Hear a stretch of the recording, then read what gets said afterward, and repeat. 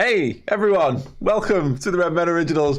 Not gonna lie, didn't get a count in. It's fine, we're here. Thank you so much for joining us here. On the Redmen Originals podcast. I am Paul Machin. I'm joined by Steve Hall, by Dan Club, and by Steve Plunkett as well, who stepped in for Chris Pajak, who may or may not be on the lash. We'll just let him live his best life, and we've got a more than able deputy. There's no may not about it. He's having it. If anyone sees Chris in the next 24 hours, return him home. Just Just point him in the general direction of Chilwell, and then everything will probably be okay. Right, yes. Liverpool won a game. I don't know whether you can tell, but the spirits are higher in this room than they have been in quite some time. We are going to talk about it. We are going to talk about the magnificence of Florian Wirtz. We're going to talk about Alexander Isak scored, and we're going to talk about whether this eases the pressure on Arne Slot after making some big calls around, not least of all, Mohamed Salah. And then, of course, later on in the show, in part two, we're going to look ahead to Sunderland and a little bit ahead to Leeds. Beyond that, it's all good. Everything is good and possible and happy and all of that stuff. However, before we get into it, I just need to add to the Christmas cheer because we have begun today our Advent giveaway over for our Redmen Plus Legend tier subscribers. Every day from here until Christmas Day, we're going to be giving away Liverpool themed stuff. Don't listen to me say it and explain it. Listen to me explain it to you in far better and more Christmassy terms.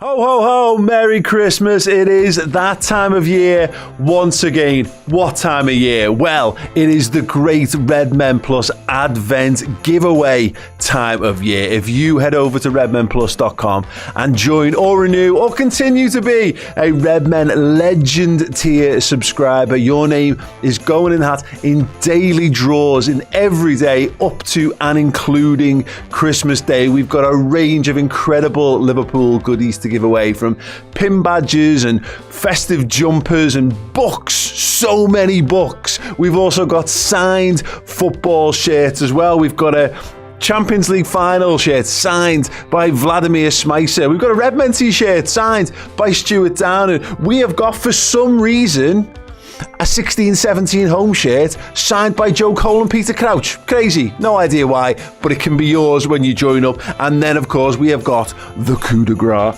We have got this replica Liverpool shirt signed by Kenny Dalglish and by Bruce Grobbelaar as well. Two men pivotal to Liverpool's European Cup success in Rome in '84, and that can be yours. That is being drawn on Christmas Day. So yes, every single day in December, get yourself in with a chance of picking up a Boss Liverpool themed goodie to add some extra festive spice this Christmas period. Yes, head to redmenplus.com, sign up as a Legend tier subscriber, and you will be in the draws. Yeah, please do head to redmenplus.com and sign up. Least of all because clearly we've got some sort of leaky roof going, because snowing indoors is a major problem that might need to be addressed if we're being very, very critical of that. Yes, we've got our first prize to give away. It's the 1st of December. Oh, no, that's fine. Don't show that. That's cool. That is all the topics we're going to be discussing on the rest of the show. Thankfully, I've covered them already. Yes, we are going to be drawing out the winner. And Steve, do you want to show people what the first Advent prize is? It's one of our wonderful Christmas sweaters. This is our FedExmas one, not to be confused by Paul saying FedExmas, which he was incorrectly pronouncing yesterday's watch along. So yeah, we are giving this away to one of our Redmen legends today. FedExmas. It's FedExmas. Shut up, just do the draw. It's the only time you get to see him. Yeah, I know. Yeah. If you're concerned that you don't get to see Federico Chiesa enough, then you get a FedExmas jumper from redmenmerch.com, or win one from the wheel names right now. Right, let's spin the wheel.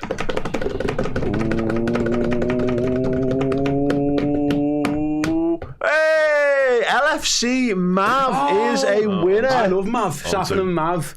What a legend. One of our regular attendees at our parties, him and his lads, so congratulations. The top tier of what is already a bunch of legends is LFC Mav. So yeah, you have won yourself a FedExmas Christmas sweatshirt. We are going to be doing another draw tomorrow on the Uncensored Match build-up show, and it is for this expertly modelled by Steve Hoare Let's get can we get a little close up on Ste? Look at him. Vogan, like an absolute boss. It's the Hugo Ekitike. Ho, ho, ho. Hugo Ekitike. So you can get yourself in the draw for that tomorrow if you head to redmenplus.com and sign up or upgrade to a legend tier subscription. Right, okay. Without further ado, let's do it. What we've all come here to discuss, and it is a Liverpool win. Oh yes. Hello, Steve Plunkett. Hi. Hi. Right. How much better does the world feel today? It's getting there. It's getting back to normal, isn't it? It's been a rough couple of months, really, hasn't it, for us all? I think going into that game, performance wasn't massively important. Formation wasn't massively important. 3 points on the board, and with the bonus of a clean sheet. I think our world is, for all of us Reds, is a little better today, isn't it? Yeah, and I think Steve's absolutely right on that, Dan. But actually, if you wanted to, we want our cake and we want to eat it too. We want the whole package. So Liverpool need to win. But we've won games and we played quite well in them. What you wanted to take away from it is a sense that Liverpool were getting a measure of control back in the football, like they were the masters of their own destiny. And that was actually just as encouraging. We've played better, I think, at times this season and not gotten that level of result. So actually we played well. You could see there was a clear plan in place of what we were trying to do, and we got the results as well. So yeah, it was a pretty perfect afternoon. Yeah, I think so. And I do put a little bit more weight in the importance of performance from yesterday, actually. I certainly going into it, I felt like while stopping the rot and getting 3 points any which way was clearly important and imperative for Arne Slot's conversation in future, I wanted to see something I could hang my hat on from Liverpool perspective, because it has been far too Jekyll and Hyde, whether that be sort of one half to the next or certainly one game to the next in recent times. So to see both, to see performance coupled with result was really, really pleasing, actually. So yeah, I was delighted with the performance by and large yesterday, barring like a 10-minute spell, which we'll probably come on to later on. I thought we were excellent from start to finish. It was some big goals from the manager, Steve. We were in this room doing the watch along and pre-match, and Dan as well, and we were going through what he kind of gone with. And I think the thing that we hit upon, and it's kind of stuck with me post-match, is you can come at this from a variety of angles, but the reality is if Liverpool had put in been defeated in the manner in which the two previous games, and possibly three, that is to say at times a bit of a capitulation, particularly the last two, then it's hard to make a case for the manager staying in situ, no matter how much difficulty there is and what follows it not being the simple solution. There was starting to be a feeling that the players were down in tools, and then when that happens, you start to wonder, is it because they don't believe in what they're being told to do? They don't believe in the tactics or the manager or those kind of things. So Slot was kind of left with, well, what does he do here? And I think he ultimately made the right call because we got the win, but he's decided, it appears, to back his plan as opposed to trying to repeat the feat of something that's gone before. And that meant Mohamed Salah being on the bench ultimately, and it meant putting stock in Wirtz and Isak. It was bold, and look, it absolutely paid off for him. Yeah, I don't think it's hyperbole to say that if yesterday would have went badly, we could have been sat here now having a conversation about Liverpool, who's going to be the interim manager and what's the plan going forward. You know, if we'd have lost 3 again yesterday, I think that might have happened last night, which is mad to say, obviously, for a lad who won the league recently, but that's kind of where we were at. So I took it more of as his team selection was like, priority 1 is the clean sheet. Like for Liverpool, usually our priority is always, how are we going to go into this game? How are we going to score? How are we going to attack? How are we going to win? And we'll trust the shape in the defenders to kind of box it off. But because we haven't been playing that well, and nobody really, maybe bar Dominic Szoboszlai, could say they're playing at their level, like their highest level at least. We're not good enough to have passengers, and we're not good enough to have lads who aren't going to be able to keep that clean sheet. So putting Gomez in at right back in theory makes you more solid. Well, it should, than putting a midfielder there. Again, this isn't a kick Mohamed Salah while he's down kind of thing, but Mo Salah at this moment, it might not have it in him to be up and down that wing constantly, 60 games a season to defend. So take him out and put in a lad who maybe is able to do it. I think the manager put a real priority on the clean sheet. And then ultimately, and it's kind of what the game proved out to be, Paul, is that if we're solid at the back, and listen, our goalie didn't have to make a save, so if we're solid at the back, we have got such an array of attacking talent, whether it be on the pitch in the first place, so Wirtz, Isak, Gakpo, or Szoboszlai, or off the bench, I can then bring on Salah, Chiesa, Ngamoa, whatever. Someone here will score a goal. You know what I mean? Like, so you can't concede 10 goals in 3 games and then your plan not change a little bit. It has to, because the plan's not working. But the interesting thing for me, Steve, is that the plan changed. But we can go off the Gomez thing, and I thought Gomez had a great game. We'll come on to give him his flowers in due course. But there might have been a temptation to do something wild. And really, the wildest stuff came in personnel rather than necessarily in system, because he could have gone to like a 3 at the back sort of thing with Joe Gomez there, or Gomez could have played as an old school defensive right back, but he never. He spent the first half playing on the halfway line. He played it like we've played fullbacks, for as long as we can remember now, particularly in the Jurgen Klopp era and beyond. So it wasn't like Liverpool. Like Steve's right, but it was achieved in a way that was still very true to his philosophies and the way of football that we want to see Liverpool play as well. It wasn't park the bus and play counter-attacking football. We got on the ball and tried to play as well. And the wild stuff we've seen recently with the substitutions, where we end up with 6 forwards and 2 defenders and Ryan Gravenberch pulled back. I've had enough of that wild stuff, to be honest with you. I think we all have. It's interesting the way we set up, because whilst he came in for Salah, he certainly didn't play in Salah's position. There were times that Wirtz goes walkabout and does what Wirtz wants to do, and I think I specifically watched that to see how it would work out, because if you'd asked people who know about him, where's he likely to play, right wing wouldn't be a position somebody would say, and it turns out he didn't hug the touchline like Mo's been doing in recent weeks. So the Gomez thing's good. Gomez is always a willing overlapper. I think the benefit you get with Gomez is when it looks like it's going to break down, he's a defender and he's in defensive mode. So instead of Conor Bradley trying to press and win the ball back in the box, make something of it, he's like, I need to be going that way because I've got space to fill. I've got space to fill, and he'll go and do that. And more obviously, what he did, and Kanate did this better as well, was defend first. Don't worry about your tackle also starting a counter-attack that's going to lead to a 50-pass move and we score from. If you have to kick it into touch, kick it into touch and make sure we get our defensive shape. Absolutely, and we need to see that performance from Kanate, because every one of us to a man, I've wondered where his head's been for a few months now. He's really not the player that we hoped he would be. But better, his stats yesterday, his duels won and all that stuff, where a defender first and trying to be your Matip stepping out and splitting line passes, which you can't do in that same vein, second. And if you get your jobs done properly and you don't give Virgil van Dijk the job of 3 or 4 defenders at the same time, you'll get more out of Virgil too. And I think defensively, much more solid. Yeah, something I'd said post the game in midweek, Dan, is I don't mind Virgil setting just setting the bar sometimes. It's nice when you're seeing your players go in and just web someone, just let everyone know that it's fine for us to do this.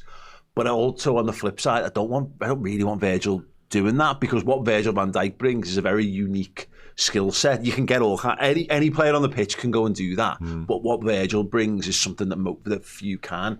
And this was a good example of that. He didn't really need to go out and be more than it, because everyone else put the shift in required around them. Yeah, that was it. To me, it felt like, to the point about sort of how Liverpool sort of played the game, whilst it wasn't a quantum shift in terms of style or system, whatever, it just felt like certainly defensively we simplified the message a little bit. And I said midway through the second half to Chris through there about Kanate in particular, at any given opportunity, it just felt like he just kind of got rid in the most simplest and just put it to touch, like if in doubt, get it out. And that was just nice to see. Like, just be a defender, just do the basics right, and Gomez the same as well. And you're right, like, you don't always need someone like Van Dijk to be a tone setter. You just need lads to sort of go about them and win their own individual duels, win your battle, and the rest will come from there. And that's what we've seen yesterday, to Steve's point from earlier. The attacking stuff, because we've got such riches, will take care of itself. If the defensive lads can just do the jobs, the basics, we'll have half a chance. And also, it's been like individual errors that have killed us. It's hard to make an individual error when you're just trying to empty it, you know what I mean, or just do what needs to be done. I was fascinated by the one time Gomez attacked, and listen, he got a bit of a nosebleed or whatever, and he realised, I've got 3 men to meet and I can't do that. If you just give the ball away, And it's fair, he just ran back. I went, you know what, I don't need to be here, I'll just get back, someone else can box this off. It was great fun being up here while it lasted, but back I go. Yeah, and that's, he can get up and down, but I think he realised, yeah, listen, I can go and counter press, I can go, but the danger of West Ham, because by the way, West Ham were rubbish and they were offering nothing, it was going to be a turnover, so he just ran back and went, you know what, someone else box that off, I'll just get back here, and actually, he then concedes the throw-in. And that's fine, like, do your job. So I think there was definitely more of an emphasis on, and whether it be from the manager, the players, I know the captain's been very, very vocal about this. If we do our job, someone here will score us a goal. And at times, even in the last couple of weeks, and it's admirable to an extent, but I think Liverpool have been eternal optimists. Like, nobody's ever thought, well, what if this goes wrong?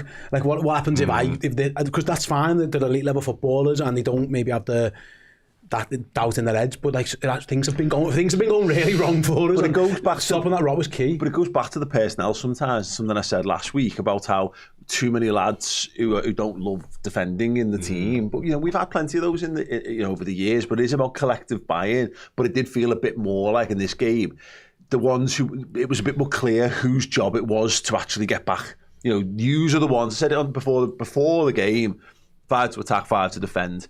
You're nominating your 5, and and then you've probably even got another couple more where you're saying to them, if you see this lad or this lad out of position, it's your job to take up the slack and go and fill. It just felt more like everyone was on the same page with what they want to do. Let's zero in on some of the individuals. I was going to go straight into the Wirtz and Isak stuff, but while we're on the defence, Steve, let's stick with Gomez. Yeah.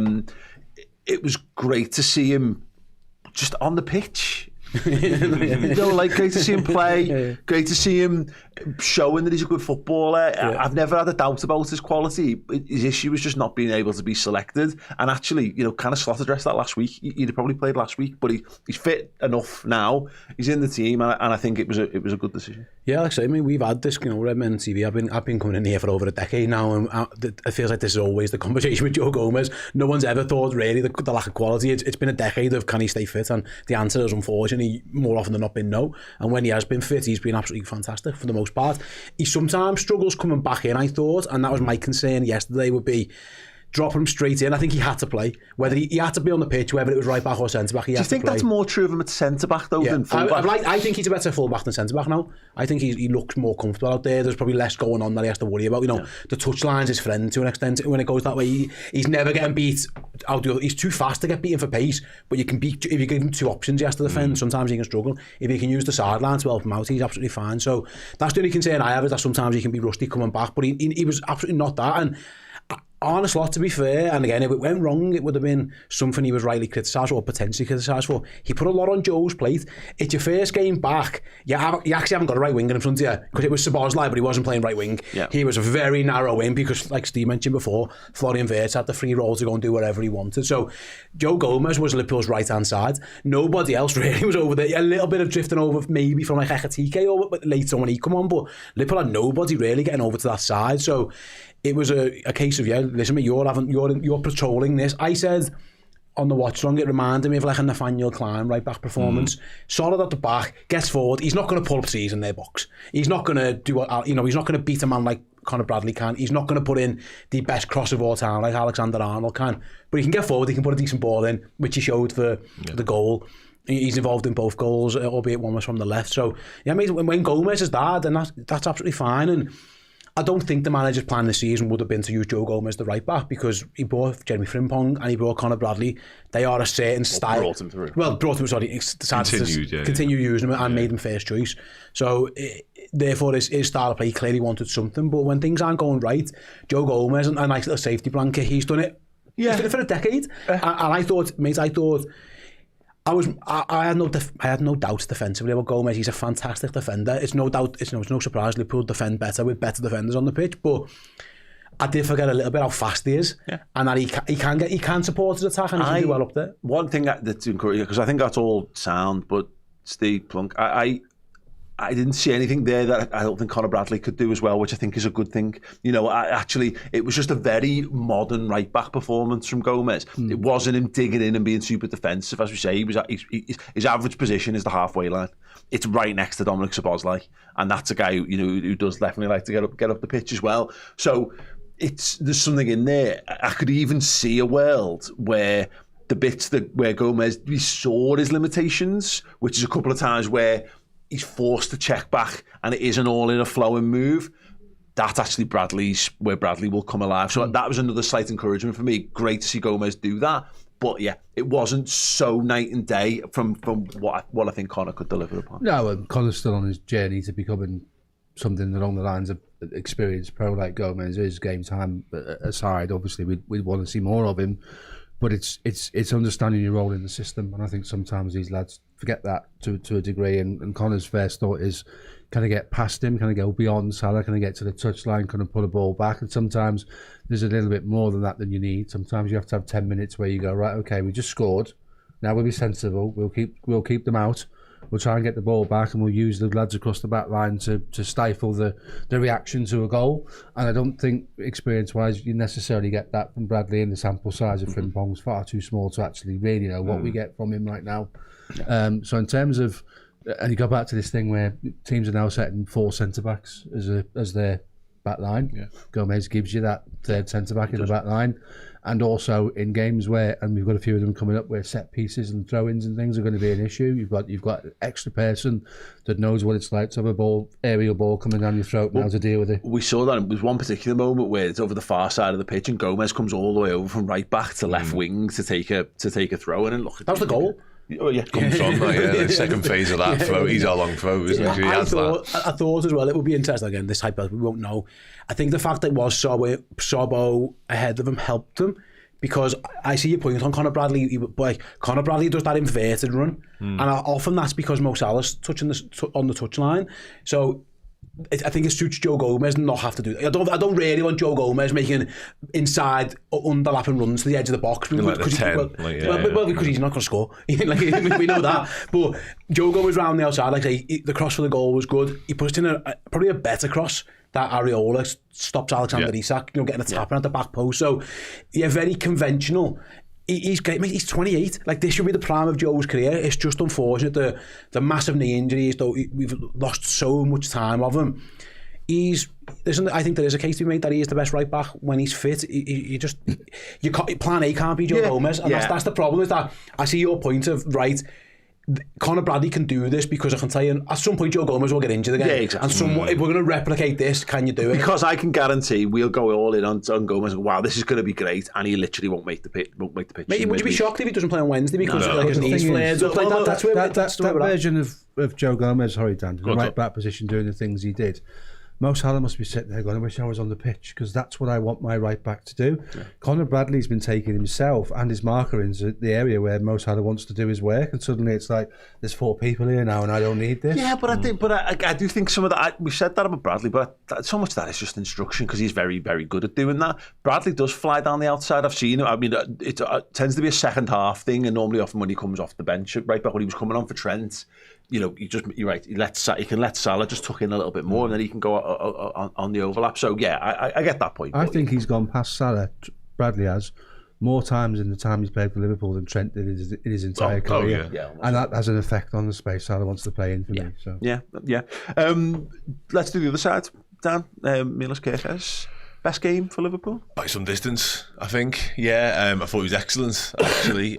Just really sort of accomplished, quite almost like mature display from him, something we haven't seen the likes of thus far, surprisingly so, because, and hopefully it's repeatable, because that's the version of Milos Kerkez that we signed, or certainly we believe we signed, one who was not out of his depth for any stretch of imagination at Premier League level, a threat going forward, but did his defensive work diligently as well, and yesterday was that, and even started to show a little bit of confidence and almost a bit of swagger, and almost the stuff that I think caught the eye actually at Bournemouth, because there's the moment whereby he's getting pressed by 1 or 2 and he almost like drops his shoulder and goes the other way, and you think, okay, here we go. Like, that was a moment whereby I felt like that's what we wanted, that's what we knew or we thought we were buying anyway. And yeah, I thought that was by some way, like I say, his best performance. Shame he had to go off, shame it was curtailed, because I think he was semi-hurt in that moment, which made him forced off, but yeah, excellent. By all accounts, it was cramp, right? He went down. They think it might be cramp, hopefully. I thought, again, going back to basics a little bit,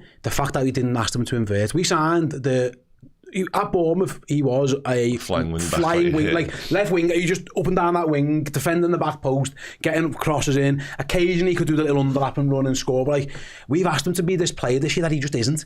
He's got no right foot whatsoever. He can't play inverted because he's got nowhere to go with the ball. His body shape is all wrong in that position. It can't happen. Asking him to just be a left back, it's no surprise that he looks better.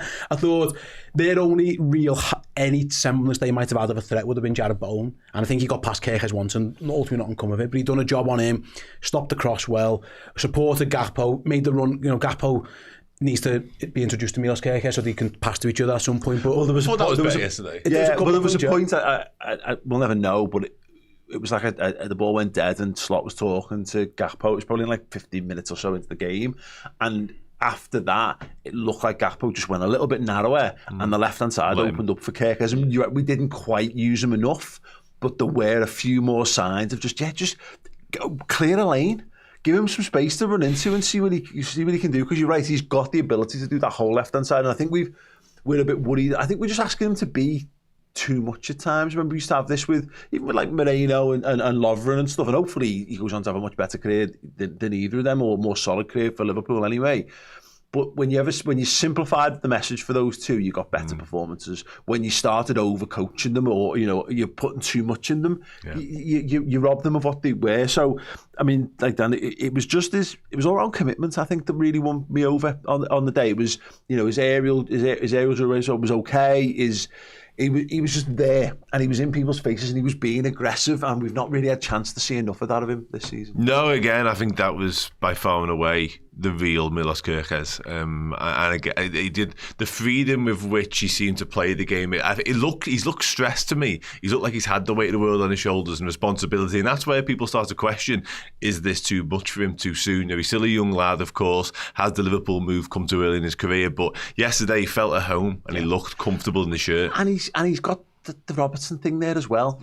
Steve, I think everyone thinks that Robertson should have started the season. It's not Kirkes' fault that was the case. The manager tried something and it was probably the wrong call. But, he has got that little bit where he's got Virgil next to him, and Virgil probably wanted Robertson to start the season as well. There's his mate, they're the old guard, and he is a bit of an outsider, and he's dropping into that back line, and again you're next to Van Dijk, and I get the strong impression that if Virgil's not 100% made up with you, he's probably not happy with you, so those are the extra pressures, and then the fans, and then all the bits and pieces on top, and certain substitutions at certain times of games hasn't really given him the platform. So hopefully this can be a bit of a clear the air game for him. Well, Virgil still talks Robbo through 90 minutes anyway. That's the way he is. I think the Kirkes thing, I have some sympathy with him because of the way McAllister's been off the pace. He's had to sit because they've got runners through midfield, particularly down that side, because physically he's not been able to compete. So there's been signs of improvement around Madrid game, most notably him better physically yesterday. So if you're that, and you're right, you can't ask him to be a left centre back. You can't do it. You can't come and look across to his right and think it's opened up for a switch. And this was the thing that Slot said when he came. What he wants from his fullbacks is for them to invert and then be the launch of the transition, and I don't think you get that from him. So I think the left-hand side's been fractured by what's gone on in the midfield, and I think Cody Gakpo picks up a lot of flack because Kirkes is sacked because McAllister couldn't compete physically, and then Gakpo's only option then is to come inside and see what's inside, and he gets suffered a lot of flack, hasn't he, from the fans of late. So I think So it is right. It is the best performance we've had. I have no concerns longer term that he won't grow into the role and get there. Mm-hmm. But the balance of the team is massive for him. It has to be right. Yeah, no, definitely. We may as well actually carry on the conversation into Gakpo, Steve, because that left-hand side hasn't functioned. It just hasn't worked for us time and time again, and it still wasn't quite right. I think Cody still did everyone's head in for the vast majority, but Cody Gakpo, I've come to the realisation that is what Gakpo is. I think he's one of them where he'll probably do your head in, but if he gets a goal and assist, or he gets an assist, or he gets a goal, you go, okay, kind of no harm, no foul, the ends justify the means, and that is definitely what that was at the weekend. He is infuriating in a good and bad way. Like, yeah, he'll do your head in, but then before you know it, you've scored, he's got an assist. He's done that constantly this season. Actually, there's been performances gone, he is doing my head in now. He's cutting inside, that, getting that cross wrong. Why aren't you passing to Kane? Oh, he scored. Okay. And he's a bit like that, and Yeah, he's if you think back to most of his career, bar one little run where he felt like he was very consistent, he's always been this. But I did say again, I did the final word, so without going across it too much, but like the manager must like what he's doing because he picks him all the time, and Cody Gakpo hasn't changed. So either the manager must be happy with what he's getting from him in terms. I know he's mentioned a couple of times it'd be nice if he laid Kirkes in a bit more, and he did that. I think he did like once or twice in the game yesterday, but. He's got unbelievable quality. He's got an unbelievable mentality. Like he can shake the mistakes off. He can shake the fact that he'll cut inside 5 times knowing that he'll score one of them. And that's kind of what his mindset is. It's almost like buying raffle tickets. Absolutely not true. But I think in his head. As long as he thinks it is. I think he's like buying raffle tickets. One of these will be the winner. I'll just keep buying it. And he has got unbelievable quality. He wrecks your head sometimes because when players are crap, you can half square in your head, well, he's just crap and you don't expect much from them. But he's not crap. You made up when that person scores. Yeah. When Cody scores, you go, sound. He's like, again, I've done coaching for a long time, and sometimes with all due respect, you just get some players you just know they're not. Yeah, you just like, encourage, do your best, nice one, keep working on it. With Gakpo, it's almost like I know how good you can be if you just do the decision making just improves 5-10%. And I think yesterday we saw the whole range of Cody Gakpo. The ball I forced him in the box, and for some reason he's through on goal on his left foot, but he just has to shift it to his right foot and runs into a defender. I was like, but then. How well does he take the goal? How good's the pick out of Alexander Isak for the assist for the first one? So he's just a bit infuriating. And he sets Wirtz up, is that right? Is that for the side-footed chance? Is that Yeah, he lays it into his half, he does well in the air. Like he sends. That was a good decision as well because he easily could have took that on himself. But you're right though, because there's a couple of times yesterday and I think one in midweek as well, where the shot's the option, and he chose the dummy one which went through to Isak yesterday, which he then balloons over. When Cody Gakpo's got the chance, it's his chance to take. Yeah. And what I will say is though, he was all versions of Cody yesterday, but actually to sort of go back to the Kirkes conversation from a moment ago, I think he got back and helped there quite a bit. Like the protection he offered, he was willing, you know what I mean? And that's kind of all we were asking for a little bit from some of these lads, like put a shift in. I think he did that. Yeah. Again, in the final third, in the attacking sense, frustrating at times, but it walks away with an assist and a goal. I think sometimes, sometimes you get these players over the course of a season where you go, what's his average ranking over the season? You go, he's probably a 7 because he has some games where he's a 4 and he has some games where he's a 9. And then you'll get some players who are just a 7 because they were a 7 all game. Gakpo within the same game, can you have? He's a 2 out of 10. And then he does something that's 10 out of 10, and that's why you end up averaging down the middle. He just, some things he does, you just go, I can't believe that you thought that was the right decision. And then sometimes you go, that is absolutely brilliant. That is like, that layoff when he lays Wirtz off, that's unbelievable, because he's got Wan-Bissaka trying to slide him like a head height, and he holds him off and lays it off. The goal he takes so well. Look how Alexander Isak chested, it's a different ball, but the first one when it goes up, so that gives Areola time, Gakpo kills it dead. Like, he's got unbelievable quality, and I think sometimes he is just compared to wingers of Liverpool past, and he's just a different type of player, isn't he? And this is the thing about, for me, is that, and we said this yesterday, it annoyed me that I think he dug his heels in about not being a centre forward for us, because I really thought we were onto something with that. I thought he had all the things capable. He doesn't want to be that. No, but it's for me stupid, because I think he does all his best work inside the box. And you see he's got the composure to do the brilliant stuff. For both of those 2 different knockdowns. Yeah. One to bring someone out, the wherewithal to bring someone else in. The other one when Mavropanos throws himself past it. A lot of footballers would lose the flight of that. But he doesn't. He sets it down, spins and scores the goal. I want him inside the penalty area. So the thing that winds me up is he's just got Coutinho-itis of like that thing of cutting inside. I can score this goal, so I will score this goal. And in reality, you don't score that goal because it's so difficult to do on a regular basis. Because if you could do it, Coutinho would have scored 40 goals a season because nobody was better at doing that. But it's impossible to do it.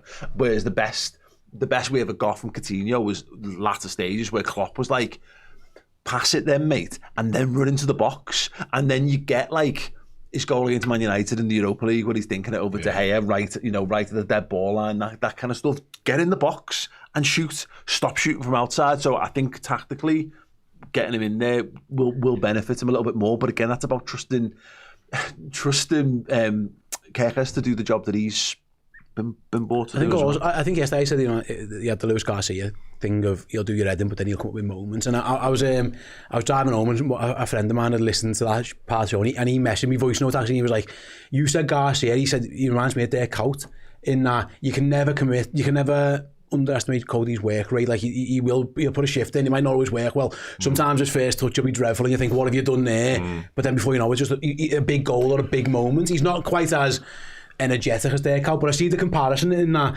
he is not perfect. There are flaws there, but I think the good things are good enough to cope with the flaws. If that makes sense. Yeah, well, what the Dijk comparison is more. It's a position you shouldn't have to worry about.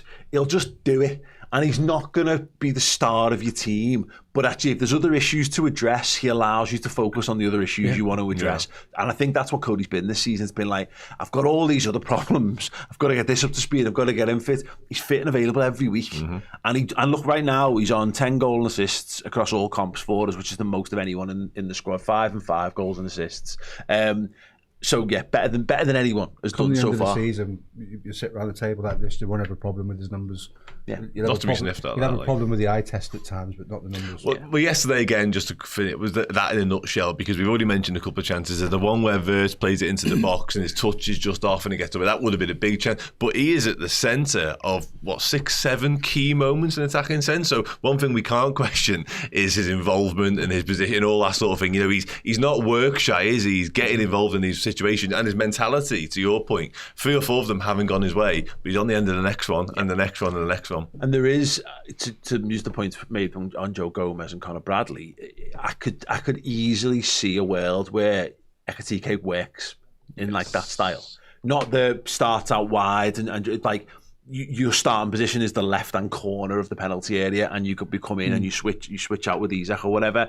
I could see all of those situations where Gakpo touched it in the box and think, I could see Ekitike doing at least that, and even potentially a little bit better. So again, yeah, encouraging in terms of the balance of the side. This problem, isn't it? At some point.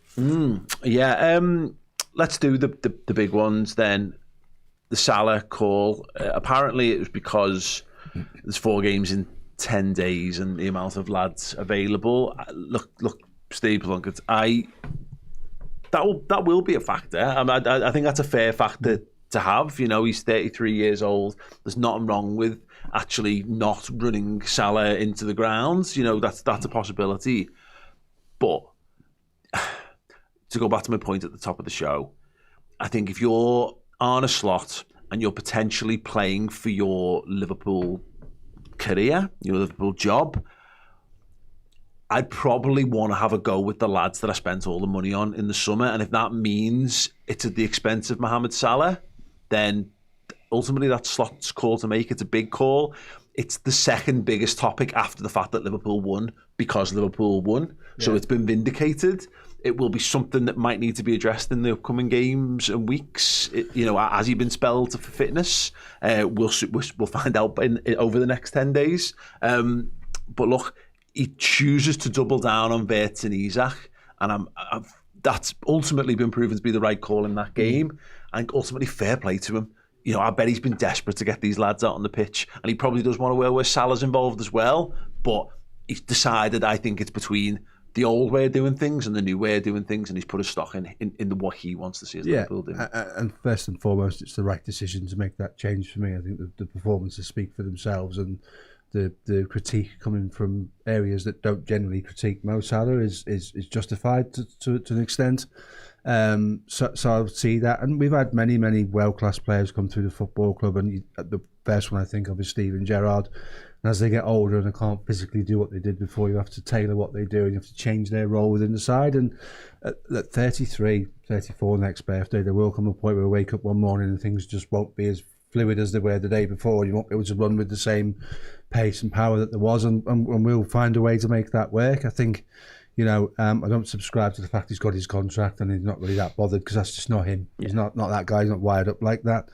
But I do think this is the beginning of potentially seeing what the future looks like, and I don't necessarily think that's a Wirtz position per se out there, because the rumours are that we're still looking at the Semenyo, and that's a more obvious swap if that comes to pass.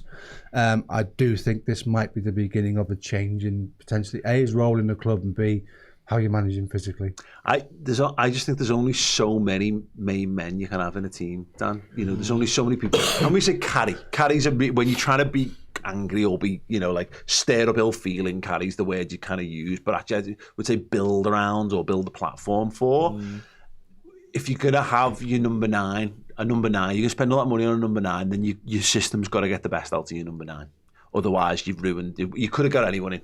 We didn't need to buy Isak. We could have got Ekatike and Mateta, and absolutely been fine with having a guy who's only going to score a certain amount of goals. And Ekatike might, go beyond that, of course. The goal scoring winger thing feels like it's maybe at its day, or certainly that's been what Slot's building towards. And it would be lovely to have a world where Salah scores 30 and Gakpo scoring 20, and then Isak scoring 30, and then Wirtz scoring 20 in behind them. But I do feel like you've got to cut somewhere. And as kind of Steve says, that it feels like this is kind of what we're gearing towards. And it's not really Salah's fault. It's just, it was a nice idea that you might be able to get it all working, and he might yet. But if I was Slot right now, I'd be just trying to do whatever works, and it makes more sense to gear towards £250 million of new signings than it does to the 33-year-old lad whose legs may be on the decline. No, absolutely that, yeah. And what I will say is that Salah's been disproving every theory against him and his importance to Liverpool for years and years and years, so maybe don't write him off anybody yet. Look out for the blowback here. Do so at the pedal. Yeah, but ultimately that may also be the case. Yesterday might be the start of what Liverpool go on to become, and we might see it for the next few weeks, and Slot might continue to double down on it, because getting an out of form 33-year-old Mo Salah into that side feels somewhat complicated, certainly when you factor in the fact, as you say, if you are going to be going number 9 heavy in terms of the balance and way looking to feed the ball to in key moments and decisive moments, you can't have Salah in that, because I think we've seen in recent weeks, and we've made mention of it as well when we've been losing games of football, how we almost seem to revert back to get it to Mo at any cost. There was a moment in the game recently, I think it was against Nottingham Forest, where Curtis Jones tries to play the impossible ball to Salah, which was just never on, when a more central ball to Ekatike or Isak was absolutely the option. And again, coming back to what we said defensively at the start about simplifying the message, yesterday felt like that in an attacking sense as well. It was how often and how regular can we get it between the lines to Wirtz, where we can hurt teams who can then look to find Isak, Gakpo, whoever else. That is complicated when Salah's in the side, because all of a sudden, to your point about main men, you've got Salah desperate, hungry to be the guy. You've got Isak, likewise, who comes alive in those moments. So, yeah, I don't want to sit here and say that the end is nigh for Mo Salah, because that feels dramatic. But at the same time, on the evidence of yesterday and the slight shift we've seen and the fluidity with which we played the game, feels really Wednesday. Fitness, notwithstanding, feels almost impossible to get him in the side for Wednesday to me.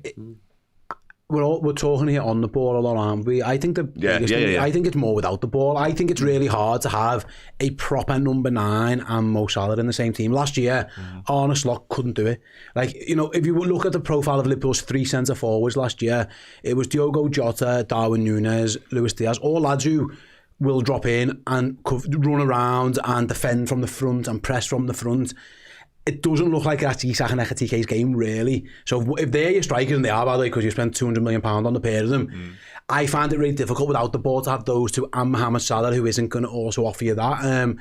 All of a sudden, you're defending with 9, with 8, really, obviously 8 outfield players. So I think the biggest difference actually was without the ball. You can cheat in extent somewhere, but last year when Mo Salah was cheating, and he was, and that's fine, because when you're scoring 30 odd goals and winning the title, cheat all you want. But it put a lot of pressure on the number 9 to drop in and cover, and so you'd see Sobbo go to the right wing to do Mo's run or Gravenberg, and then our 9 would drop in and be the extra man in midfield. If Ekatike and Isak aren't really going to do that, because they're probably not, and then Salah's cheating, all of a sudden you're all over the place. So at this moment in time, I don't think we're good enough defensively to cheat. Basically, we're not solid enough to back. And if you're trying to reboot something, you can change systems to your heart's content, but the simplest solution is just to get a bunch of lads who'll just run themselves into the ground for you and run for the cause, and go into areas of the pitch that are maybe not fashionable and maybe aren't going to grow their value, aren't going to add to their stats. They're not going to bring them more fancy points that week, or get their overall rating on EAFC better as a result. But you need collectivism. I had a little worry this last week about how, when you've got a system team and they fly it kind of above their station in some regards, and then you go, oh, these players are all great and they sign for other clubs and they don't work, and then you go, because actually they needed it to be a bigger part of something. There's real fear that we've been this all along, but like it was a bit like selling every one of our players to Slot, and he's like, oh, they don't work for me because it only works when they play in sort of Jurgen's way. But actually, what he's done is, in the going back to basics, is just getting a bunch of lads who will work their absolute bollocks off, and that's now the challenge for Salah. Can he do that? And also, means if you look at the profile again, I don't know if it's Slot, if it's Hughes, if it's a combination of both. They decided to invest very, very, very heavily in the middle of the pitch. They've signed a number 10 and 2 strikers for a combined like £280 million or something absurd between Ekitike, Wirtz and Isak.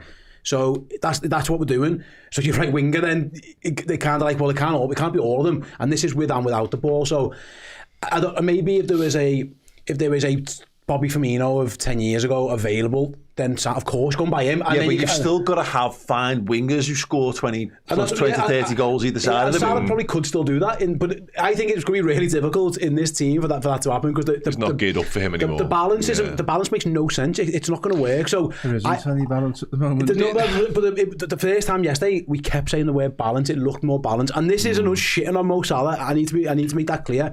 There's a world where someone else goes up front and Mo Salah can continue to do what he's doing. But it's not Isak. It's not Isak. And the more I see of Ekitike, I don't think it's him either. Yeah. So we haven't got the right type of number 9. Last year, effectively putting Luis Diaz up front allowed Mo Salah to continue being Mo Salah. It fired us to the title and it worked until it didn't. So unfortunately, and listen, I've said on this show a million times, and people don't agree with me all the time, but I think he's the best Liverpool player of all time.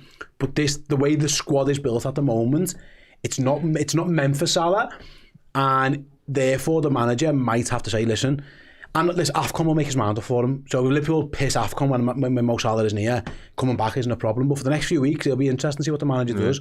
I find it really, really difficult to envision a balanced side that has both Alexander Isak and Mo Salah in it. I can't get my head around that. Without Mo Salah having a mentality shift that is my job here is to make Alex Isak the top goal scorer in the Premier League. And he can do that though. Your fear is more a realisation of actually where we were. Jordan Henderson is the personification of a systems player that goes from being a decent lad to being absolutely a stalwart. Your team fails without him in Jurgen Klopp's midfield 3 of him, Fabinho and Wijnaldum. That's the reality of that.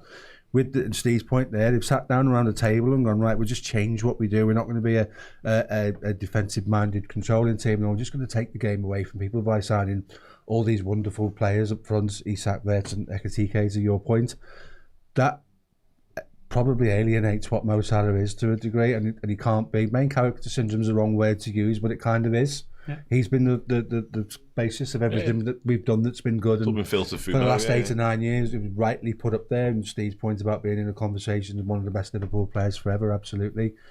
But if you're going to spend 200 million on 2 number 9s, you might end up being 4-4-2 that looks like a 4-2-4 when you're attacking, and 2 lads who are prepared to graft out wide, right and left when you're not. So I see your point, and I think the further we get into that really challenges what Mo Salah gives us. The issue is, I've got a couple of things actually. I think Salah will and can do the dirty work, the hard yards when asked to. He might not do it every week, but I think that was almost like manager led in many ways last season. Like and rightfully so, because of his output was just off the charts, wasn't it? And also to the point about him becoming the provider, we saw him shift to that quite successfully as well in terms of assist numbers. So that's in his locker as well. My overriding, and listen, I'm aware of the fact it doesn't work. It certainly hasn't worked up until this point, and yesterday was better without Mo Salah, as much as it pains me to say it, is the fact that, we spent all that money and recruitment was, broken the bank, it was nuts, but we also give Mo Salah a pretty big new contract for 2 years. So there was clearly a point during the summer or during the conversations around what the summer was going to look like whereby Liverpool felt like it was workable to have Salah and a striker and a 10. Clearly there's some point they've sat down and gone, well, you could sign Wirtz and you can sign Ekitike, Isak, whichever one, but also you've got Salah. But also, don't forget, Liverpool are the football club that got Ozan Kabak in on loan in January and told him that we were going to be buying him at the end of the season, and we told Schalke that was going to be 18 million or whatever was agreed. He had really positive stuff being said about Jonas. In reality, it was done just to keep us safe and ticking along until Liverpool could come in the summer. That was actually what was really going on. And there is probably a little bit of that, the Salah thing. It actually made... We don't know if it makes good business sense until we see what happens next. But it was good business sense in that you get the PR of keeping Salah, you get that big... You got an amazing season out of him. You get to, in theory, I think, on paper anyway, have this like transitional handover spell where you've still got the old guys who knew how to do it their way, and can they provide like the uplift for these new lads coming in? That might still be the case, by the way, you know, but worst case, and I said this when they signed the deal, I mean, what are you saying this for? Liverpool signed down to a 2-year contract for me so they can sell him at the end of this season and get a big wedge of dough for him, and hopefully you're ready to move on from Salah. And if you've got Wirtz and Isak and Ekitike up to speed and Tsimikas, you know, whatever, and you don't need Mo Salah to be the absolute talisman of this team anymore, and you get 50 million quid for Mo Salah at the end of the season, he's had the career that he's had, that is perfection. That is everything done to absolute sheer perfection. But unfortunately, it hasn't quite worked that, because I do think Salah's lost a little yard of something along the way, and Isak's not been fit, and Wirtz hasn't been fit, and we've been struggling to get Ekitike in on, you know, to 90 minutes worth of football, and all the other shit that's going on. And there might just be a thing, apologies, I'm talking a lot, but the Salah does need that mentality shift. Some footballers don't have that. Gerrard really struggled with that, to be like, this is now my role within the team, because there'll be people around them going, no, that's a disgrace. You are the absolute business. You should be getting treated, you know. So yeah, if Salah can shift, then he could have a huge role to play in the season. But if he wants this team to be built around him and only him, then he might have a little struggle. Also, the least risk of all the things that the club did in the summer, giving Salah that contract. Because the point you just made about potentially selling him, if that's the way it goes in the summer for 50 million, his wage increase is absorbed by that. There's no risk in it, is there? Yeah, and look, he's phenomenal, and he's a brilliant player. He is his work rate in training doesn't drop, because again, if Salah was stinking the gaff out in training every week, Slot wouldn't have been picking him. Honestly, you know, that's the nature. We never get to see that, but the manager's not going to be picking lads who are not putting it about. It'll come out in the coming weeks, but I did some filming with Salah this week, and all he talks about is, when you talk to him about the gym, his eyes light up, because he just loves being fit. He loves being in shape, so that he's not like giving up on everything. He's not like us when things go bad, and I ate one too many hot chocolates and all that kind of stuff, because just to make himself feel better. He makes himself feel better by being in peak physical form and condition. So might not be made, but also it might just light a little something in him as well. Yeah, that's the last thing Mo Salah wants to be is on the bench. He still thinks he's Liverpool's best player, one of the best players in the world. It might not be the worst thing in the world. Just say, we don't need you. Like, and that's you know, a scorned Mo Salah. We've seen it in the past come back and he absolutely, well, he's got a point to prove. And listen, I wouldn't be shocked if he starts on Wednesday and if he scores, because that's what Mo Salah does. But what I like to an extent is, you know, it was the Florian Wirtz show at the weekend. And it worked for Liverpool. It can't be the Florian Wirtz, Mo Salah, Alexander Isak show at the same time. It's just there's not enough. You know, someone's got to be the best supporting actor and someone's got to be the actor. Yeah. If it might end up being that Salah has to be best supporting actor, and that's on him to prove he can do it. Yes. The team, it's not Mo Salah's team anymore. It just isn't. So it's on him to adapt and go, you know, I can make the best of this. I can do what, and he's done it before, and he can do it again. And go right Mo Salah off at your pedal. Yeah, like, absolutely. There's more for him to come. The best Mo Salah is the one that gets told no, or you can't, or that's you done, you know, or, you know, this is how good you really are, etc., etc. Like to fire under him like no man's business. Last season, how he's done that, you know, he's winding down. That'll be if his contract's up at Liverpool. Start to think about going over to the Middle East. That's where your future lies, Mo. No, I'm going to put in the best individual season. They weren't even offering him a contract, because they think Liverpool were happy to go, you know what, that'll be us. And then he was like, fuck off. Watch me put in one of the best seasons you'll ever have and win you the title. Yeah. So yeah, and there's a whole host of things here, because he's got 2 years on the table, and if he wants to see the 2 years out, then he's going to have to accept that eventually it's going to become Florian Wirtz's team. That's the way the way it's going to have to be. So can he, and Alexander Isak and Ekitike, can he provide the platform for those players? Honestly, I think he'll do his Ballon d'Or chances the world of good if he just becomes, and he's half there anyway in terms of this creative monster. He could be that for Liverpool, and he'd get another lease of life on his career potentially. It might not be twice a week, 90 minutes, 100 minutes twice a week, but it could be 70 minutes here and 60 minutes, twice a week, and he's getting a handful of assists every single time and gets the odd goal, etc., etc. He could have this late career renaissance, and he's also got to have to think of getting ahead of himself. But what's next? Because if this is you winding down, where are you going? What's Mo Salah's next move? The best platform. He wants to be in that team. He needs to be in that team because that's going to open loads more doors and opportunities for him, whatever he chooses to do next. But a lot of football to be played. Just quickly, Dan, the Isak Wirtz thing. We've only briefly touched upon it. We should have done this whole show on Florian Wirtz, really. Yeah. He did one yesterday, to be fair, so the whole show based on himself. Yeah, absolutely. He made a full Sky production all about him. Brilliant. That is what we've been saying for weeks. What was this fucking plan that Slot told Florian Wirtz? Because I'm not seeing it. We saw it against West Ham and it was beautiful. Yeah, it certainly was. Yeah, he just looked to play with a real freedom, didn't he? I want to say in his favourite position, but that just seems to be go out there and express yourself, my mate, because he just had this swagger, this confidence, the positions he took up on and off the ball, by the way, to bring the defensive point in. He doesn't shy the work as well. One-touch passing. He touched upon the understanding. He seems to be sort of starting to build up with Alexander Isak, which is, of course, what we all dream of when you sign the two of them. Yeah, absolutely exceptional. Some lovely moments. The way he turns out of trouble sometimes. We spoke about Gravenberch. He sends me with him. The byline goes. Everything goes. He is a joy to watch. And that was the first time I thought yesterday we saw again the real Florian Wirtz. So we saw it in moments, but in terms of a whole performance, that was it. Again, confidence just oozes out of him. Yeah, lovely player to watch, and long may that continue, because the more we can see that version of, I said to you post-match, he's worth his weight in gold when he plays like that to Liverpool Football Club, because he is a sublime footballer. He elevates every single player on the pitch because he goes and plays football with everyone. You found a couple of times where how do we build out?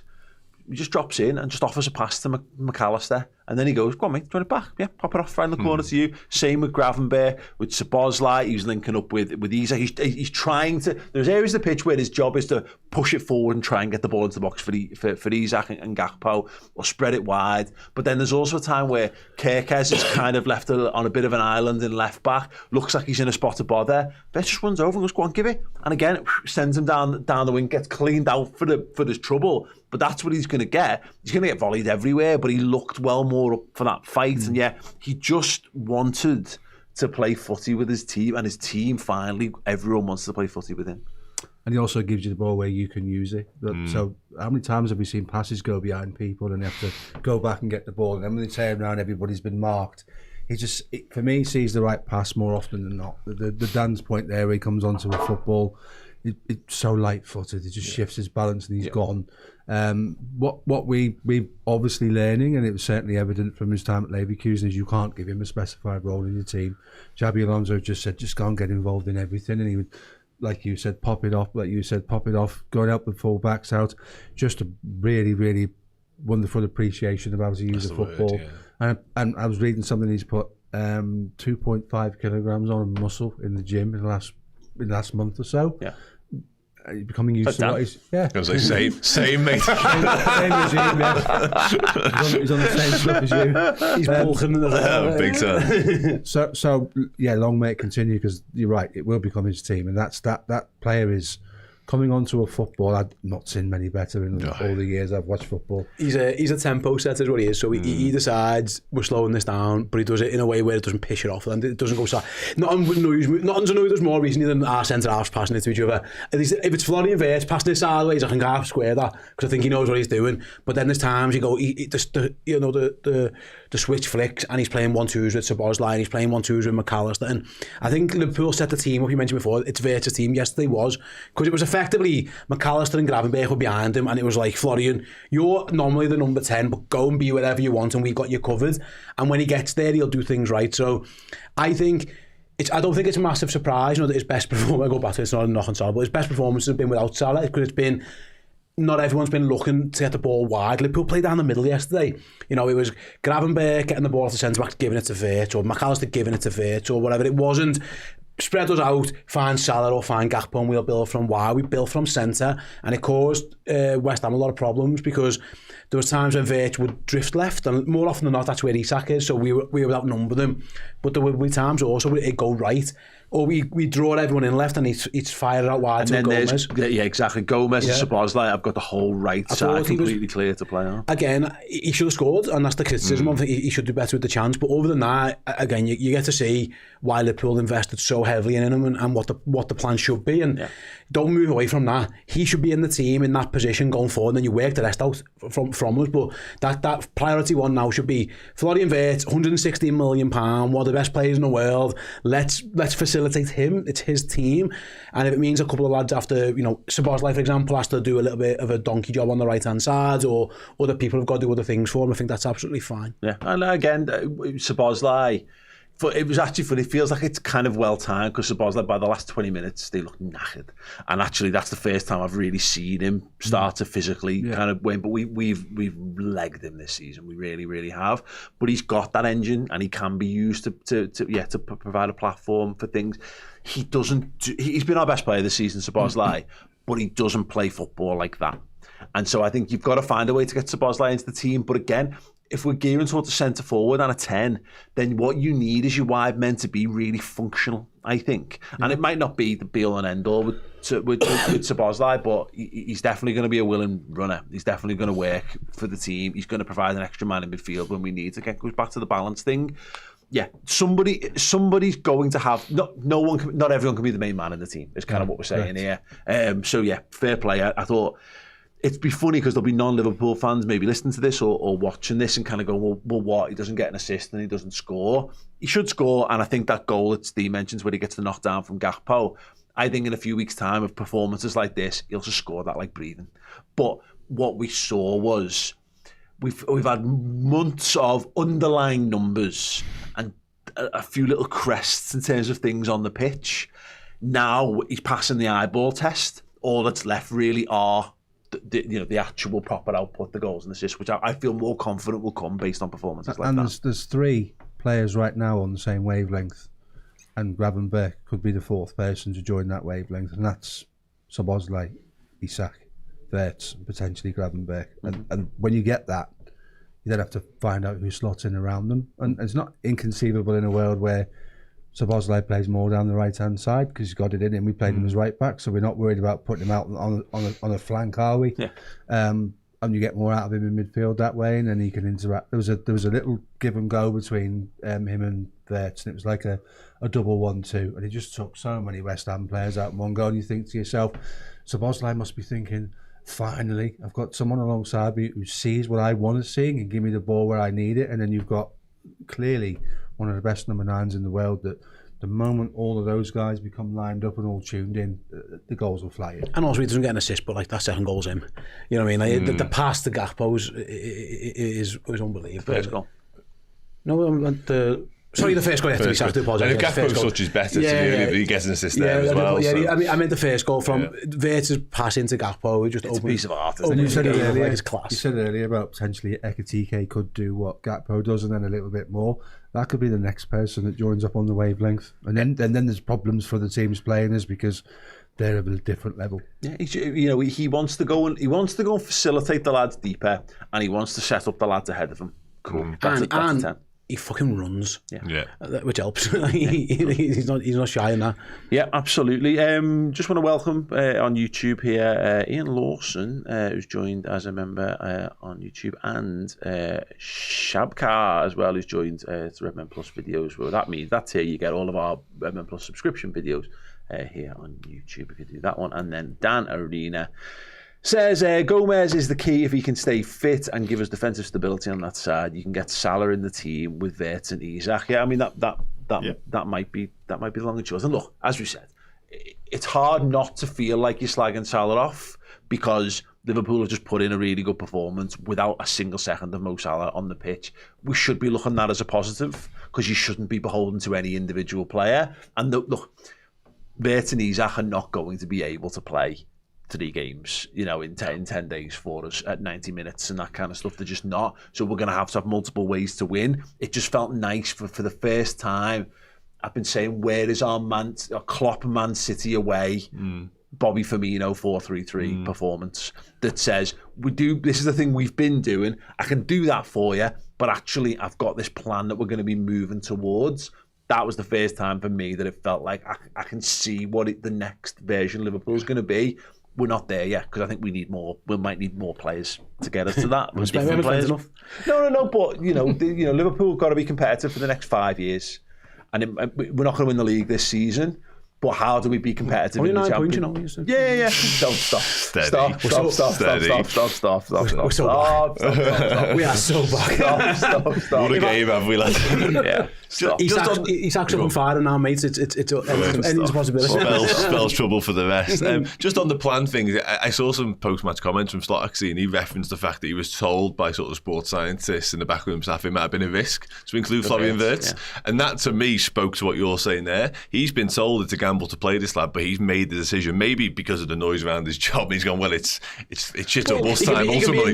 Yeah, exactly. Yes, but if he's putting all that stock in, this is what I want, so I'm going to do it anyway. That shows you where he's at. And as we said, we were saying this pre-match, it's like, if he's going to get sacked, the next guy's going to come in and all he's going to do is this. He's going to put Isak up front, he's going to put Wirtz in the 10, and he's going to make that work because Salah can't go on forever. So eventually, this is what Liverpool are going to happen. This is what Slot's bought. So if it was going to be his last game, you're like, fuck, I just want to see what I've got. Yeah. You know what I mean? Like laying all you've done your Christmas shopping, let's lay it all out and have a little look at it first before whatever happens. So good on him. Yeah, stop. We need to take a break. Sorry. No, it's good. It's great. It's great. The fact that we desperately want to continue to talk about Liverpool and how well they did is beautiful. Short break from us. When we return, we're going to be looking ahead to Leeds, eventually, but obviously Sunderland first. That was the way I meant to say that. So do stay tuned and see us back here in a sec. Hey everyone, I'm very proud to announce that after 17 years, my very first novel is here. The Eternal Flame, Yes the Boy, is available to pre-order right now on www.magepublishing.com. It is completely and utterly unlike anything that I've done on my 15 and a half years here on Redmen TV. It is a superhero story. It is a book about a boy who mysteriously trades lives with a forgotten World War II superhero, The Eternal Flame. It is also about a young girl, Anna Harrison, who finds herself in the present day pulled into an 80-year-old conspiracy theory to steal the power of the flame for nefarious purposes. It is a World War II action blockbuster. It is a bit of a teen comedy as well. It is very much inspired by the likes of Buffy the Vampire Slayer and Smallville and the MCU and Back to the Future and all of those greats that so many of us grew up on and absolutely adore, and yet distilled into this, my first ever work of fiction. It is completely outside of my wheelhouse, so I appreciate if it's not your bag, but if you were into all those things that I mentioned, I really think you will enjoy this. So yeah, please do give it a punt. It is on pre-order right now on Mage Publishing. There is a discount there as well. I just want people to read it and hopefully really, really enjoy it as much as I have over the last 17 years making it. Yeah, it is out now. The Eternal Flame, Yes the Boy, magepublishing.com. Nice one. Hey, welcome back. Yes, huge thank you to everyone who's picked up a copy of my debut novel, The Eternal Flame, so far. We're reaching a point where the postman by ours in the post office genuinely hates my wife because she just comes in and ruins his day with boxes of stuff. So please keep ruining the postman's life. That's great for me. Thank you. Yeah, thank you. Okay, let's talk more about the Reds. But let's talk about it because we didn't mention it before and you brought it up. Isak did score his first Premier League goal, so it probably merits a mention. Yes, look, instinctive, wonderful finish, the kind of stuff you'd expect from him. I thought the celebration, look, he celebrated it, and I thought the whole thing about it, you get the impression from Isak, and I thought some of the post-match interviews as well, they're like, oh, great, and he's a bit like, no, it's been shit. Like, you know what I mean? Like, no, just let me fucking score a few more goals. I saw like a graphic doing the rounds from probably like the BBC or whatever. It was like, Voltemade there, 5 goals in 10 games. Isak, no goals in 5. And I did think, I wonder how many Isak will have after 10. And whether that will, whether it will start. Because if he scores 5 and 5 now, then that will be the same as that. And then we can stop it being such a banterous thing. But he did need to start scoring, and he did, and it's great that we can actually. It's just so casual but beautiful as well. Yeah, he's had 5 months of everyone just battering his head. First it was the strike at Newcastle and everyone was on him, and then he's come here and he hasn't worked yet so far. He had the injury and everyone's laughing at him. He's became like the butt of everyone's joke. So no surprise if he's not feeling 100%, but that will hopefully lift the mood. It's unbelievable, that goal. It's genuinely unbelievable. There are very few strikers in the world, I think, would even attempt to try and score from there, never mind score. Everyone else, I think, would take a touch, shift it and try and absolutely blam it. And you know what? Good luck to them. Some of them would score and some wouldn't. It's magic, and it's so instinctive. Like he doesn't even think. I said before, his celebration, he kind of jumps after he's almost like he's shocked himself. It's like when a cat sees itself in a mirror and it just startled for a second. It's like, oh my god, I've just done. Oh great, I better go and towards the corner flag and do my guns. He kind of like just so instinctive. It's a world class finish. We know he's a world class striker. He hasn't shown anything close to it, and. I said it on the build-ups to stuff yesterday. Like, at some point, you've got to deliver. We know you were on strike, and we know you never had a pre-season, and we know it's been difficult for you, and we know you've had injuries, but like, lads, it's time to score some goals. Yeah. And I think he will have felt that now. He is fit, he should be fit, so it's time to deliver for your team. I remember, I think I was talking to my cousin in the week about this, and he was like, yeah, all the pre-season stuff, fine, but like, let's use Luis Suarez as an example. Mm-hmm. Suarez could miss a pre-season and you drop him in and he'd just score. You know what I mean? Like, and I know we're not, maybe not quite up to speed on how to play with him or whatever. And maybe actually, Dan, we need to get our heads around the fact that he's not going to be Firmino or Jota or Darwin, who's going to be a bit more all energy. He might be a bit more like Haaland was prior to the season, where it might be, you know, a couple of dozen touches at most in a football match, but he's probably going to be a lot more clinical with them. Yeah, as long as he can be as effective as he was yesterday when those touches come around, I think we could all make peace with that, because it was all the things you just said there. It was clinical, exquisite, precise, just a top draw finish. And yeah, he does look as though he's one of those. And it's odd, it's sort of at odds with what I've seen with him actually up at Newcastle, because it felt like he sort of impacted games in a more general sense, and obviously dribbled past players from out wide and stuff. We haven't seen much of that yet, but he hasn't been sharp as yet. All we've really seen was yesterday, and it was an unbelievable finish. Like, he came alive in that moment. And whilst Liverpool continue to sort of find our feet this season and work out what we are, maybe without Mo Salah, who knows, the more you can get the ball to him in those sort of moments, the better, because that's what he's got. And I actually really enjoyed yesterday, the celebration one thing, but in terms of his whole sort of demeanour and the fact that he clearly wasn't happy, I love that, because he knows it's not been good enough. He knows the time for excuses has been and gone. He knows it's time to start just being a striker and scoring goals now, and that to me fills me with confidence. I remember we did a film just years ago when we did the Dizzy Pens and all that kind of stuff with Sterling, and Markovic, and I can't remember who the other one is off the top of my head, but whatever, Coutinho, wasn't it? Yeah, and we were doing like a crossbar challenge thing, and they all had loads of goals each, and finally someone hit one. I went, hey, and I think it was Sterling. He was a bit like, no, this is genuinely embarrassing. Don't celebrate me doing one. Yous can get one. We should be hitting this every fucking time. And I like that. What Dan says there about Isak is that he shouldn't be like doing flips and going fucking nuts. His celebrations become a bit of a meme. You've got a fucking Man United under 18s battered us, and some lad did the Isak celebration. Like, he needs to just score some fucking goals, and he's clearly desperate to do that. He's got a certain swagger about him, and that leads to all the demeanour things you say. So he knows how good he is. That's never been in question, and he knows it's not been the start at the football club he would have wanted. And to some degree, Steve's right. Leave me alone. Let me go and score some goals, and we'll talk about it then. The goal is ridiculous. It's reminiscent of the one against us in the cup final. There's no reaction time to think about it, and it's all instinctive. And we've been crying out for that. That's the thing that we, you know. Darwin Núñez would score goals that you didn't expect him to score. The flick against Real Madrid being the best example. That's instinctive, but this guy's got a bit more of a rounded game. A lot more of a rounded game, to be fair. If he's not going to be fit enough to do all the running and all that kind of stuff, Dan's right. Just try passing the ball to him in the 18-yard box and see if he can score from it. Because as we've just seen there, he's got all kinds of finishing in his locker. We don't have to rely on. Yeah, it doesn't have to be a brutal way of playing football. Sometimes world-class players make things look very, very simple. And he did. The goal looked ridiculously simple, but as you said, someone would have a touch, try and move away from it, and then it's gone. But there's no the reaction time. You can't even register it, can you? So it's like it's natural. He's a natural goal scorer. And right, he'll score with his head, he'll score with either foot, he'll take 25-yard shots in the top corner, little clever finishes.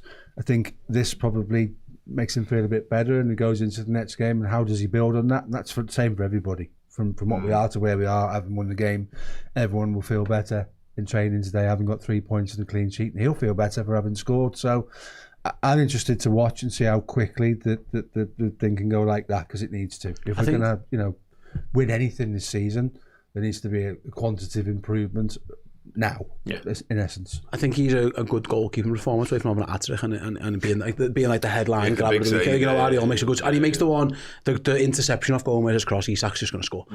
So he's not miles off it. So that's encouraging. He doesn't see a lot of the ball. 13 touches in like an hour or so is not probably enough for him, and that might be a little bit why he's getting there. But there's no doubt in the fact. But that's what I mean. They'll make it easy for him. Yeah. If he can't be doing this all action centre forward thing, then simplify the message. I think Steve's point was perfect. He's a natural goal scorer. Goal scoring looks like it's easy. Like he doesn't have to worry about it. There are certain strikers who you think have to work it out and have certain amounts of effort. And I need 5 shots to score a goal. He doesn't look like that. But yeah, Liverpool are going to have to figure out a way to make it work for him. And I think yesterday with Wirtz, and it might not be Wirtz finding him, it might be Wirtz finding the person who finds him. You can see the green shoots. It's one game against West Ham and they were crap, so you don't want to, it's not fucking yeah. So like, but you need to, there are signs of life there for him, because like I say, I have sympathy and a little bit of empathy for the fact that he has been not ready and hasn't been quite at it. But there have been times when he's been on the pitch where if you're on the pitch, you should be fit. And he has looked miles off it. I thought when he came on against PSV, he just looked like he was like almost hiding behind defenders. It looked like it was weird. It was a very strange performance. This was a little bit more like it. Like I say, even £125 million players who will lack confidence when everyone's been on their case for 6 months, which, he's been battered by everyone. Everyone's got an opinion on it. He's been battered by Newcastle supporters. The Swedish national team hate him because his strike led to him not playing for them, and then they've been crap. I think Liverpool fans have been a bit like, when's this going to come? You said it, and the reaction you had, there's the Isak that we know and love, and I said, well, we know, but we haven't had a chance to love him yet. I don't like Alexander Isak beyond the fact that he's a Liverpool player, so I will support him, but I'm not like, can't wait to see Isak. I've got him to, if anything, I'm not forgiving him for the goals he scored against us. He needs to outscore. Still in a bit of a reading. Still has a few more. Alex, a couple more lads. That cup final one was really There's more to it. Yeah, fucking hell. Yeah, definitely. No, I think that's absolutely spot on. Right now, it's like that thing of like you're defending a player and you're a bit like, he was a bit of a knobhead over the summer, wasn't he? I'm not sure. I'll feel a lot more comfortable in being Bellend if he's like the Premier League top goal scorer. But until then, I'm a little morally. I'm not totally happy with all that. So there must be a very, I don't know about the Venn diagram of hated by Geordies and hated by Swedes but like he's definitely in there at the minute. Anyone northeast of us at the minute's got a big comment on him, and maybe it's about time that he might be able to make us feel a little bit better by doing that a couple more times. Yeah, I really wish that I had the answer off the top of the head there. Same. God, think of did Martin Dahlin play for? There must be some Swedish Sunderland players in the past that they all. Seb Larsson. Yeah, there you go. There's one. Seb Larsson. Him and Seb just chilling there in the middle of that diagram. Hated by Geordies, hated by Swedes. Yeah. Okay, let's look ahead. Speaking of Sunderland, well done, everyone. Oh, nice. Look at us. Sensational segue. Well done, team. Sebway? Seb. No. Well done. No, we'll have that. Even the polar bear. If you enjoyed Dan's attempt there, or did you think he ruined the segue with it? Let us know in the comments. Okay, yes, midweek. All I have as a message here is don't you fucking dare lose this one, Liverpool. Not after all this. I would much rather be playing Sunderland at Anfield right now. In a midweek. Yeah, exactly. I think this is what happens at this time of year. I think probably slightly better to play Sunderland at the weekend, but this is their first double header of Premier League games. They're going to be going through the ringer for the first time this season in terms of really intense period. So this should all play more favourably into our hand. Yeah, having said that, the style that they're going to impose or try to impose on us, can they come to Anfield and do it? I don't think they'll shy away from it. It's a free for them almost, it's mad to say that, but like, they've been amazing. One of the stories of the season is how good Sunderland have been, and the position they find themselves in. They run, they work hard for that manager. There was I was one of them in the summer thinking, how can you spend that much money and change that many players and expect it to work? Well, they found a way. They've got lads who defend, lads who, Jack has been a revelation, and they've got lads up front who can score a goal. They never know when they're beaten, and I hate that. When teams come to Anfield, like, just lose. Like, you're down 2-0, live to fight. No. They were down 2-0 the other day at home, and they come back. And again, hopefully that takes a little bit out their legs. But they've been magnificent. The Fulham game aside at the weekend, where the last weekend where they were pretty poor, but they showed against Arsenal that never say die stuff at home, and same against Everton really, where Everton were all over them for a while, and they managed to turn that one round. So they work hard. They'll challenge you. They'll test you. They've got the long throw-ins. They've got the corners. They've got the set pieces. All the usual stuff that have caused those problems. Liverpool don't have to be on it. I do take a little bit of hopefully encouragement though, Paul, like what you said. This period, historically, for Liverpool have been good, and the top teams tend to be quite good in this period because they're used to it. Sunderland aren't yet, and you'd like to hope that as that weekend took a bit out of them, and we're more robust and used to it. But mate, if you'd said to me before the season, Sunderland at home, we'd have all said absolute banker, like no brainer, 3 points, jobs are good, and midweek we'll win that. But you can't take nothing for granted against these, because they are probably the hardest working team in the league. It's hard not to look beyond this game, isn't it, Steve Plunk? It's hard not to group the upcoming ones and even tie them in with the one at the weekend, really. I think we kind of disassociated West Ham because it felt like a bit of a do or die game for the manager. Well, he's passed that test. He does need to continue to go, but I think that's probably kept the wolf from the doors. We need to see performances now. We need to get a sense. Liverpool might not win all of our upcoming games, but I want to feel like there's a real collectivism going onto the pitch. But yeah, it's hard not to say I want 9 points from the weekend from Sunderland and from Leeds, really, and that's really what he's kind of got to deliver on, barring again some sort of absolute madness, which we'll account for at the time. Yeah, he has got to. I think someone's been quoted in the media, quite a prominent person, said it needs to be at least 7. Last season we'd have been looking at 9, and we probably would have won 9. I take everything Steve just said completely. He's right. If you write down all the things that we don't want to face right now in the current predicament of form we've had, Sunderland will bring all of those things to the table. The West Ham game does take the immediate pressure off him. If we don't get that right, it could be right back on him at the end of the final whistle. So what I'd say in this regard is do the things that we did well against West Ham, still improve on those, because there were periods in the game where it was too easy for them. This is where the players come back into it a little bit more. We all talk about the picking of the team, the tactics, the motivation, who plays and who doesn't is on the manager. Against Sunderland, it's down to the players on the pitch to go and match what they give you. And if you don't, they stand a very good chance of beating you. So this is a really, really difficult game. And if you come out the other end of it with 3 points and you're 6 out of 6 with the weekend to come, then the future looks a lot better than it did a week ago. But make no mistake, this is absolutely a test. They're dangerous because they're far exceeding anybody's expectations. They've got absolutely nothing to lose. So that makes them very, very dangerous. Yeah, and this is the thing with it, Dan, is they're all winnable games. Obviously, Inter Milan, then on the horizon, the week on Tuesday. Really, you need to win that as well, because you need to get back into form in the Champions League. It will be fascinating with the team selections now in this next week, because can you repeat the feat?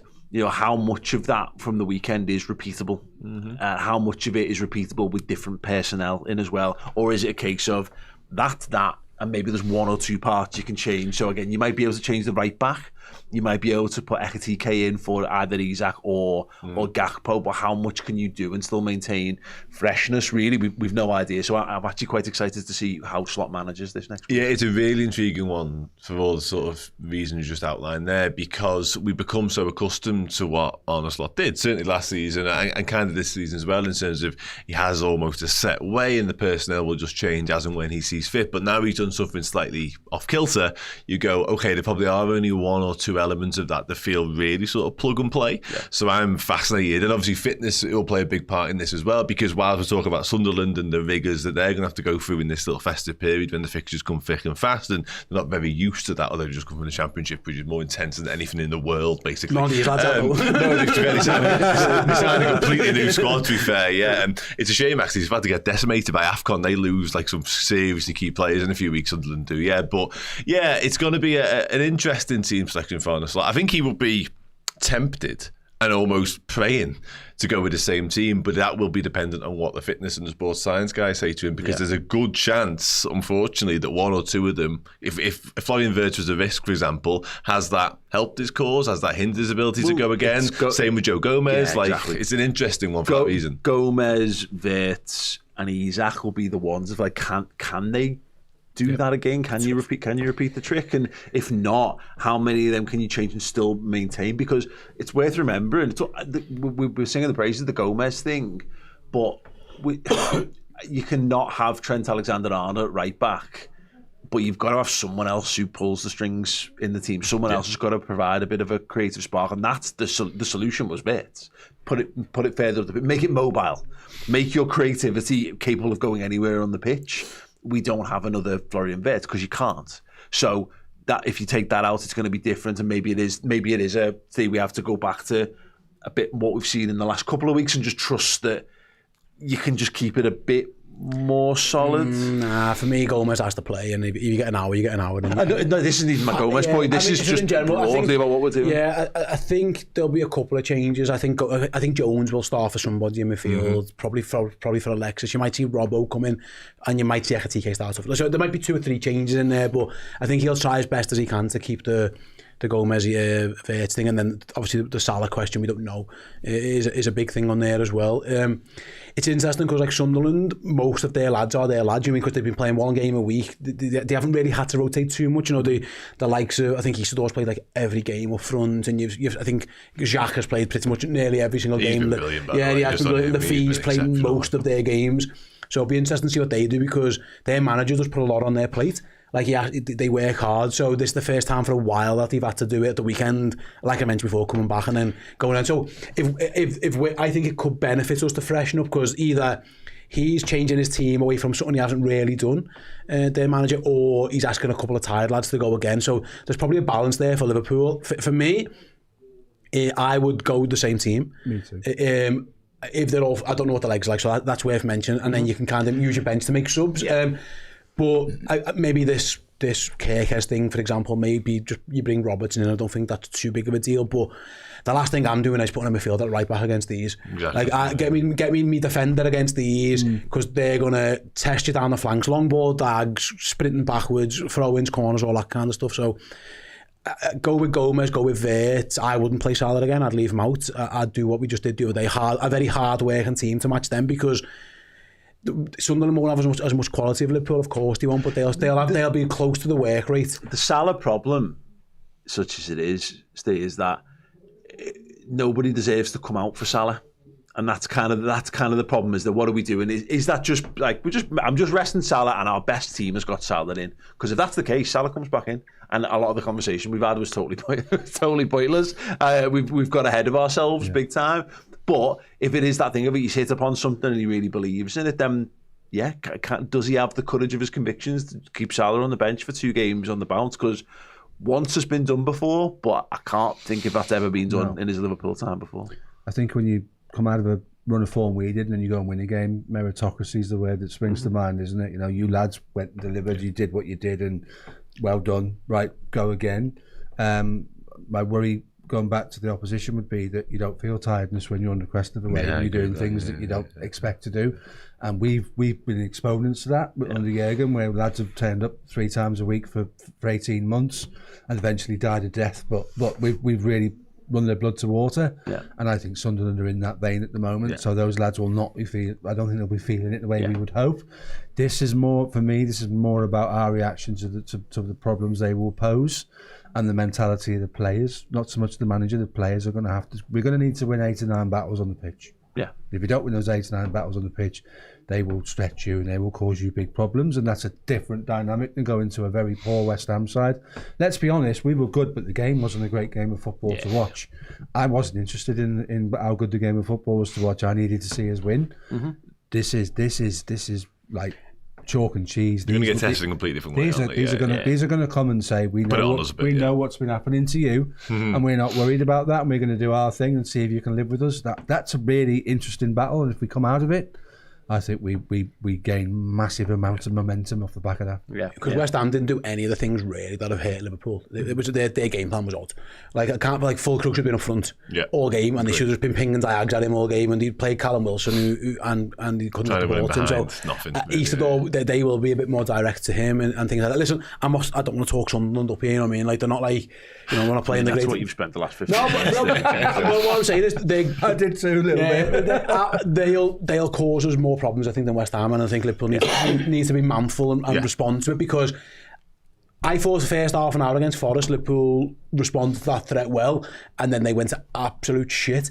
Like they can't do that again, because Sunderland, the team, like I say, Fulham showed it, Man United kind of showed it. If you play well, you'll beat them, but if you give them an inch, they'll take it. Chelsea give them an inch, and Arsenal give them an inch, and they're good enough to capitalise. So a lot of these lads are going to have to put another shift in and go again. But yeah, it'll be a different game than Wednesday, but it's definitely one Liverpool should be looking to win. Absolutely, it's Sunderland.